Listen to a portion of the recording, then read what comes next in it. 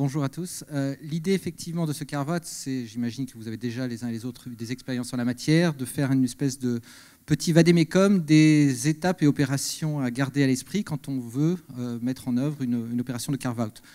Le premier point à signaler, c'est qu'un carve-out, comme vous le savez, ce n'est pas un concept juridique, c'est un terme anglo-saxon barbare qu'on utilise pourtant au quotidien et qui recoupe énormément de situations différentes. Si on voulait essayer de le traduire de façon la plus fidèle, c'est détourage ou séparation, soit d'un actif, qui peut être des titres d'une société, soit des actifs purs que l'on veut sortir d'un groupe d'entreprises ou d'une entité. Les raisons, et vous l'avez évoqué en propos introductif, sont divers, et donc il n'y a pas deux carve-out qui se ressemblent, même s'il y a des points communs que l'on peut trouver à plusieurs opérations. Il y a évidemment la volonté de se recentrer sur le core business, ce qui veut dire sortir tout ce qui est périphérique ou qui est moins stratégique dans une entreprise. Ça peut être également, et c'est souvent le cas quand nos clients sont adossés à des fonds d'investissement, une volonté d'améliorer la rentabilité du groupe en sortant, en isolant les actifs moins rentables ou, à contrario, en conservant dans l'entreprise les actifs les plus performants. Ça peut être aussi, comme vous l'avez signalé en propos introductif, isoler des actifs d'un groupe via une filialisation dans l'optique éventuelle d'une cession à terme, court terme ou moyen terme. Soit c'est également une volonté de loger dans une entité distincte des actifs qui sont un petit peu à risque quand on veut effectivement protéger le reste d'un groupe.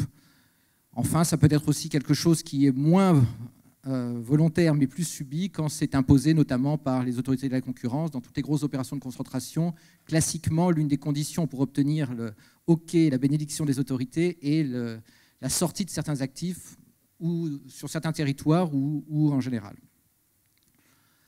Le carve-out, encore une fois, toujours le maître mot, c'est qu'il n'y a pas de carve-out type et ça peut s'effectuer de toutes les façons possibles. La seule limite, c'est l'imagination, évidemment, et tout en tenant compte des contraintes opérationnelles, juridiques, fiscales de l'opération.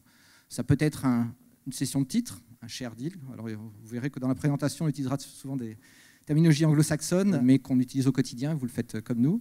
Soit ça peut être une cession d'actifs purs, un asset deal, soit ça peut être une cession de fonds de commerce, comme vous le savez, est une déclinaison. Ça peut être, et on le verra tout à l'heure, un apport d'actifs à une entité dont on cède les titres par la suite, donc un apport cession. On verra aussi les contraintes fiscales et juridiques de l'opération. Ça peut être, c'est plus rare, mais on le voit passer, des distributions d'actifs, donc des remontées d'actifs, des distributions de dividendes en nature qui permettent aux associés de récupérer les actifs. Et sachant que le sens de l'opération n'est jamais intuitif.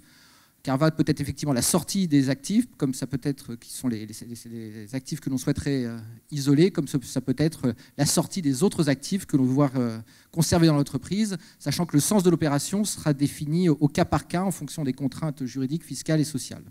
Et à chaque fois, et ça sera le maître mot de notre intervention, il faudra mesurer les conséquences juridiques, fiscales et sociales, et on fera une petite incursion sur l'opérationnel, puisqu'on s'aperçoit qu'en fait, les juristes fiscalistes et travaillistes que nous sommes là pour assurer la sécurité juridique des opérations, mais le sous-jacent, c'est le business et l'opérationnel. Et il faut que ce que nous proposons d'un point de vue technique fonctionne d'un point de vue opérationnel. Sachant toujours que le contexte, en plus du carve-out, va dépendre le mode de réalisation va dépendre du contexte. Ça peut être une cession industrielle, effectivement, et qui est souvent un concurrent, et on verra les incidences tout à l'heure en matière de mise en œuvre, un concurrent qui connaît bien le business, et donc pour lequel il conviendra de mettre en place des mesures en matière de confidentialité. Ça peut être aussi anxiogène dans ce cas-là, puisqu'il peut y avoir des doublons en matière sociale, on les évoquera tout à l'heure.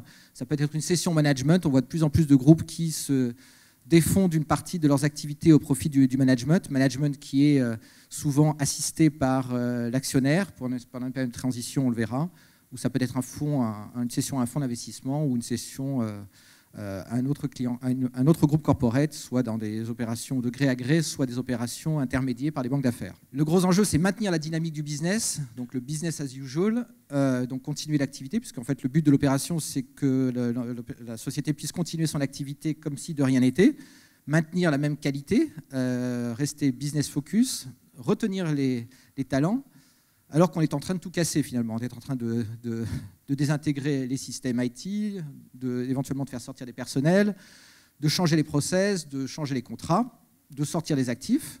Tout ça dans l'optique d'un apport ou la création d'une entité autonome, qui doit être autonome d'un point de vue business, évidemment, puisque c'est quand même le sous-jacent, d'un point de vue juridique, fiscal, social.